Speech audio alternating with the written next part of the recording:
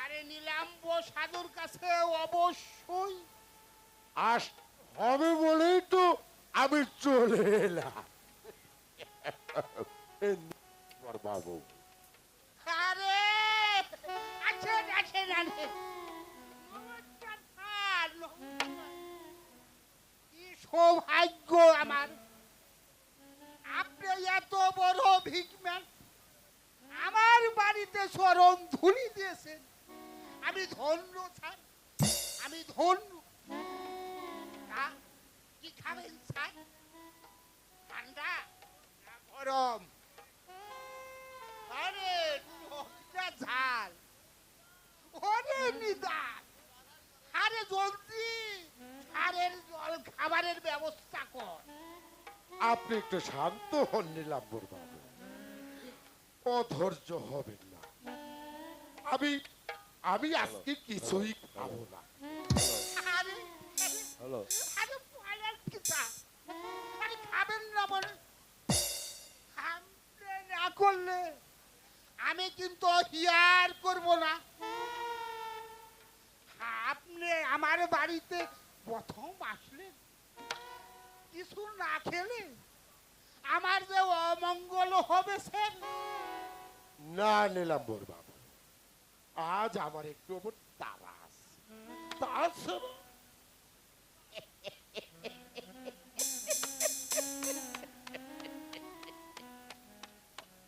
আপনার আর আমার এই সম্পর্কটা একদিনই তো আমার শেষ হয়ে যাচ্ছে না। আরে জল খাবার না হয় আরেকদিন এসে খেয়ে যাব।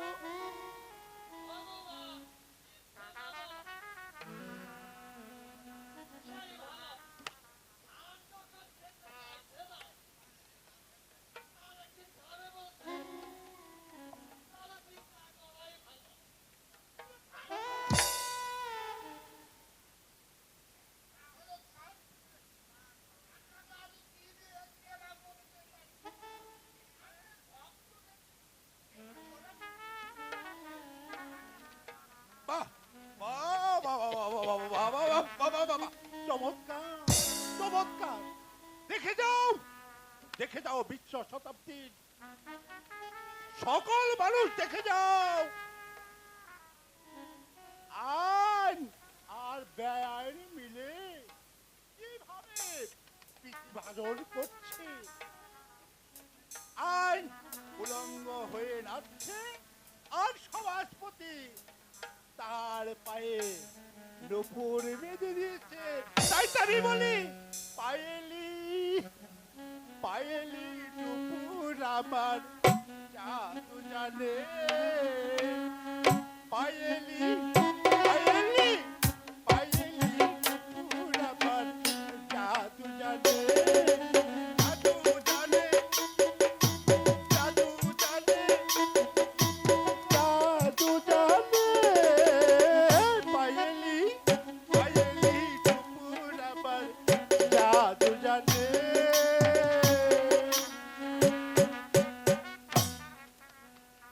এই পাগলা, এখানে তুই কি? দেখতে বেরিয়ে এলাম, যা এখান থেকে, বেরিয়ে যা। দেখতে এলাম, কি দেখতে এলি? দেখতে এলাম আইনের রক্ষক কিভাবে ভক্ষক হয়ে এই সমাজের নোংরা আবর্জনা গন্ডুজ ভরে পান করছে। আর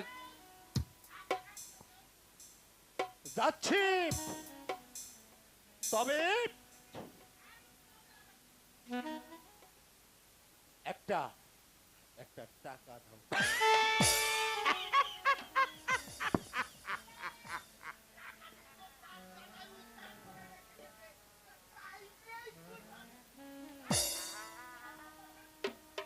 যাচ্ছি, তবে তোমাদের আমি সাবধান করে দিয়ে যাচ্ছি, ক্ষমতার পেয়ালায় গরিবের রক্ত ঢেলে তোমরা উদর ভরে পান করছো, কিন্তু এমন একদিন আসবে প্রতিটি পাপীর হিসাব তোমাদেরকে এই জনতার মাঝে দিতে হবে। এই নির্যাতিত জনতার কাছে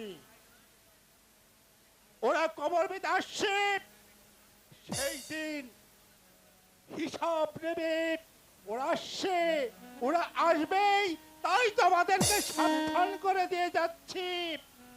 হুঁশিয়ার, সাবধান, আউট আউট আউট, লুফান আউট। পাগলাটার শুধু শুধু এখানে এসে এই শিব কীর্তন করে গেল।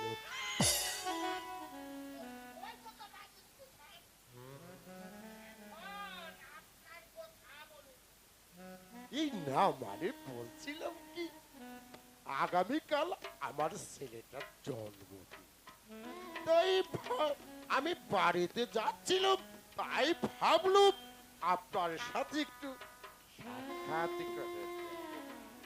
বুঝতেই তো পারছেন।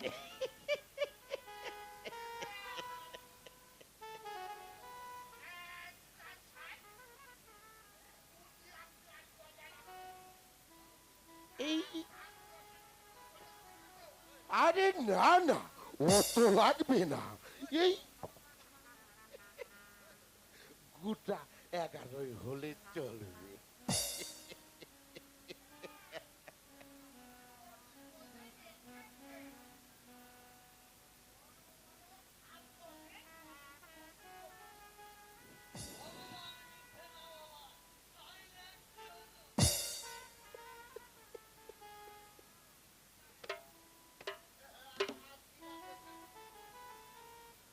এই ধরে রেখে খানে তুই ইলিশ মাছ হলে চলবে।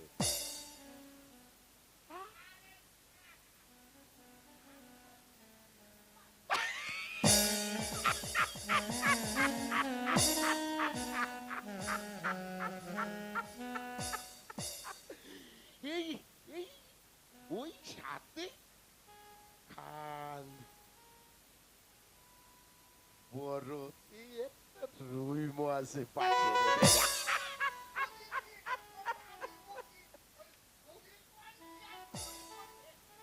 আরে রুই মাছের মাথা দিয়ে আবার কিনলি না মুড়িঘণ্ট খেতে খুব পছন্দ করে।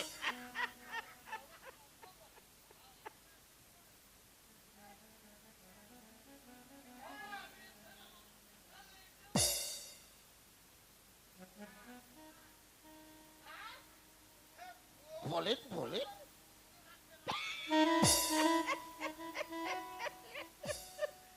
এই একটা শাড়ি না হই আমার কিডনির জন্য পাঠিয়ে দিবে।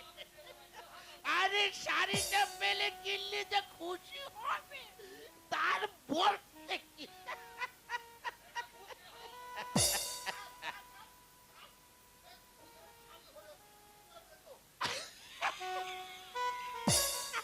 এই পাইপটা না একটু বড় দিয়ে দিবেন, আমার কিনলি আবার বড় পানি শাড়ি পরতে না খুব পছন্দ করে।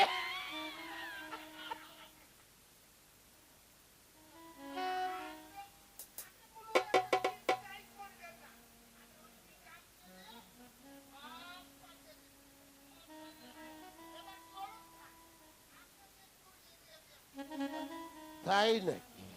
তাহলে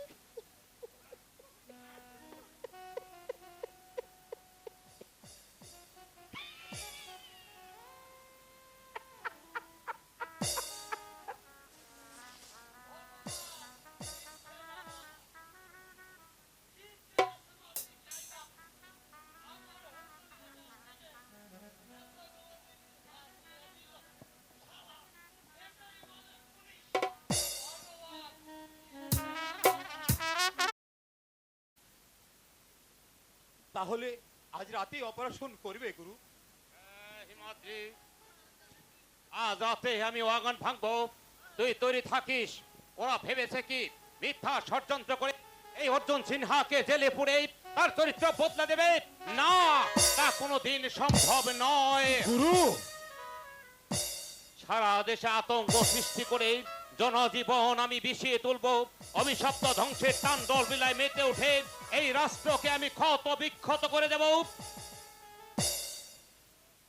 আর আমাকে যারা মানুষ হতে দেয়নি তাদেরকেও আমি বাঁচতে দেব না। শান্ত হও গুরু, শান্ত হও। মাথা গরম করো না। আজই কেবল জেল থেকে এলে, আমাদের উপর থেকে পুলিশের নজর এখনো সরেনি। তাই বলছিলাম কি, কয়েকদিন পর থেকে না হয়। হিমাদ্রি, ভীরু কাপুরুষ আমার একদম পছন্দ নয়, তা তুই ভালো করে জানিস। তারপরেও কাপুরুষের মতো কথা কোন সাহসে? কাপুরুষ আমি নই গুরু, আমি শুধু বলছিলাম আর তুমি করে জীবনের রিস্ক নেওয়ার মধ্যে কোনো কৃতিত্ব নেই গুরু। জীবনের রিস্ক?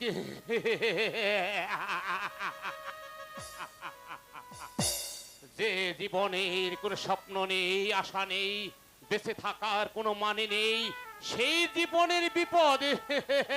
গুরু, এই জীবনের মায়া তোর থাকতে পারে, কিন্তু আমার নেই। তাছাড়া এই পথে পা বাড়ানোর সঙ্গে সঙ্গেই মৃত্যুকে আমি আলিঙ্গন করছি। গুরু, এই তুই ফিরে যা ভীরু কাপুরুষ, আমার সঙ্গে যাবার কোনো প্রয়োজন নেই। আমি একাই যাব আগুন ভাঙতে। কাপুরুষ আমি নই গুরু। ওরা বাধা দিক, আমি মৃত্যুর বুকে পা রেখে ওদের সাথে লড়াই করব। রাগ করো না গুরু, তুমি যা ভেবেছো তা আসলে তা নয়। কাপুরুষ আমি নই। একটা একটা অবাঞ্ছিত জীবন পৃথিবীর বুক থেকে হারিয়ে যাবে, তাতে তাতে আমার কোনো দুঃখ নেই। তারপরও যতক্ষণ বেঁচে আছি ততক্ষণ বেপরোয়া না চলাই ভালো। ঠিক আছে, তুমি যখন চাইছো আজ রাতেই অপারেশন হবে। হ্যাঁ, ভালো কথা। মাসিমার সাথে দেখা করেছো গুরু? না। জানো গুরু, তোমাকে ছাড়ানোর জন্য মাসিমা তার হাতের বালা দুটো ওই নীলাম্বর সাধুর কাছে বন্দুকি রেখেছে। আমি জানি হিমাদ্রি, মাকে আমি কতবার নিষেধ করেছি, শুধু জেলখানায় কেন ওই মৃত্যুর দুয়ারে আমাকে ধরে নিয়ে গেলেও তুমি ছাড়াতে যাবে না। কিন্তু মা কিছুতেই আমার কথা শুনছে না। অর্থ সম্পদ যা কিছু ছিল সবই সবই আমার জন্য নষ্ট করে দিয়েছে। মায়ের কথা ভেবে চোখ ফেটে আমার জল আসে রে হিমাদ্রি।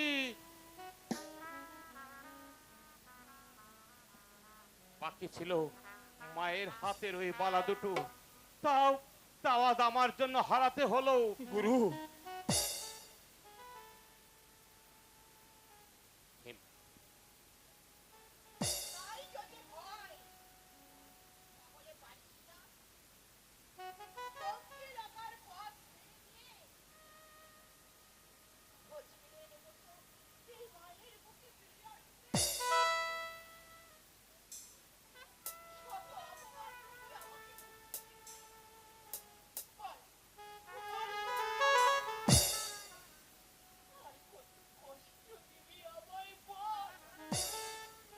তোমার দু চোখে বেদনার অশ্রু জল শুধু বাদলের মতোই ঝরবে মা।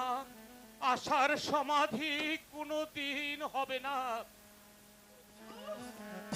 হ্যাঁ মা, হ্যাঁ, তুমি তো আমাকে রাস্তা থেকে কুড়িয়ে এনে তোমার বুকে ঠাঁই দিয়েছো। নোংরা আবর্জনায় ভরা ডাস্টবিন থেকে তোমার কোলে ঠাঁই না দিয়ে সেই দিন যদি আমায় তুমি কোনো ম্যান হলে সরে ফেলে দিতে, তাহলে আজকের সমাজে সৃষ্টি হতো না একটা সমাজ বিরোধী মাস্তানের। আর তোমাকেও সারাটি জীবন যন্ত্রণা পোহাতে হতো না।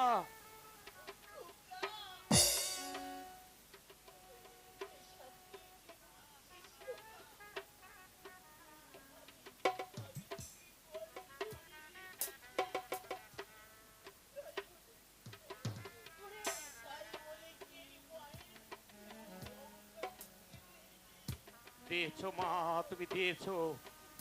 তুমি আমায় গর্বে না ধরেও যা কিছু দিয়েছো, এই পৃথিবীর কোনো মা তার সন্তানকে হয়তো এত কিছু দিতে পারে না। যে আমায় গর্ভে ধরেছিল, অবজ্ঞায় সে আমায় করেছে বিন্দুচ্যুত, অথচ মাতৃত্বের সমস্ত ভালোবাসা উদার করে দিয়ে একটা একটা অবাঞ্ছিত শিশুকে তুমি তোমার কোলে ঠাঁই দিয়েছো মা। কত বিরিদ্র রজনী তুমি আমার জন্য বুবা কান্নায় কেঁদেছো। জগদীশ্বরের কৃপায় সন্তানের মঙ্গলার্থে অনেক বেদনার নয়নাশ্রু তুমি বাদলের মতো ঝরিয়েছো মা। হ্যাঁ মা, হ্যাঁ, তুমি যা আমার সরকাদপি গরিয়সী মা।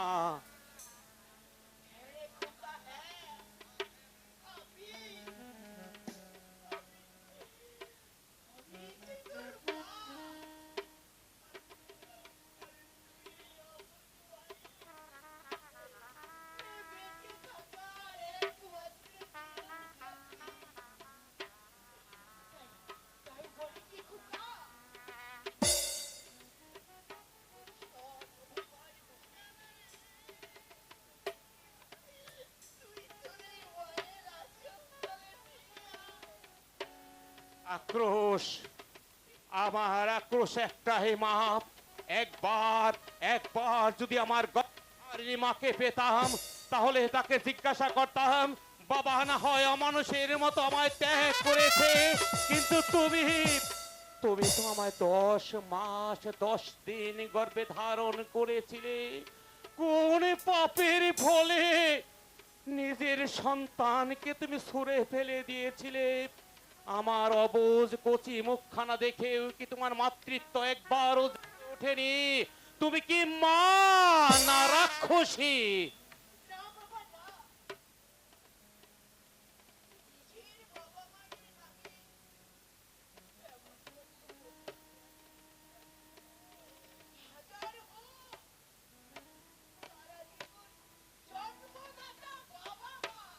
কিসের বাবা, কিসের মা?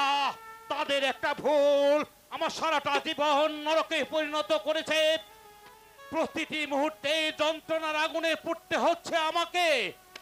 অন্তর্দহনে দগ্ধ হয়ে অশান্ত এই পৃথিবীর বুকে জন্ম হয়েছে একটা সমাজ বিরোধী মাস্তানের। বলতে পারো মা, কোন পাপের শাস্তি পাচ্ছি আমি?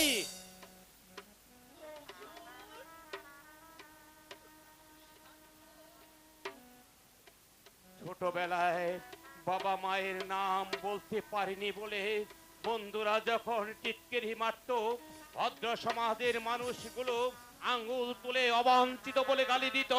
লজ্জায় ঘৃণায় ইচ্ছে করত এই সমাজ তরুণীর বুকে একটা লাথি মেরে মহাপাবন সৃষ্টি করি, কিন্তু তা আমি পারিনি মা, তা আমি পারিনি।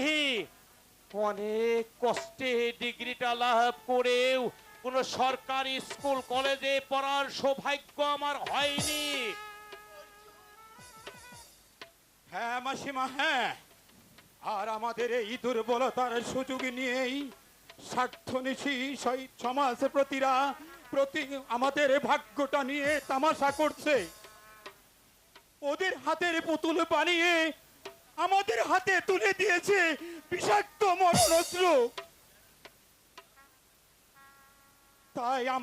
তাই আমিও প্রতিজ্ঞা করেছি, আমরা যখন সুস্থ জীবন পাবো না, তখন ওদেরকেও কিছুতেই শান্তিতে থাকতে দেব না, কিছুতেই না।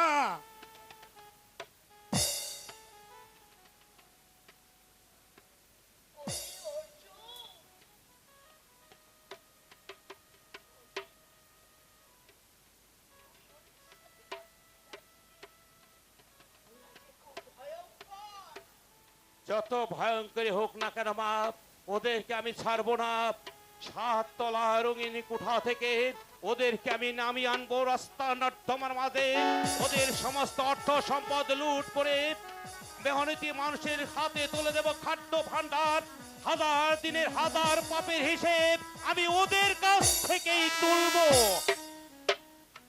আমার বিশ্বাস ওই সমস্ত ভদ্রলোকের মুখোশের আড়ালেই লুকিয়ে আছে আমার এই গর্ভধারিণী মা বাবা, তাই ওদেরকে আমি যন্ত্রণার আগুনে পুড়িয়ে মারবো।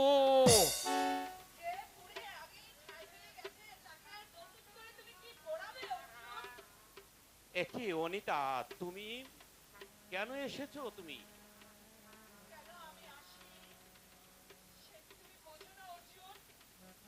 মিছেই তুমি মরিচিকার পিছনে ছুটছ অনিতা।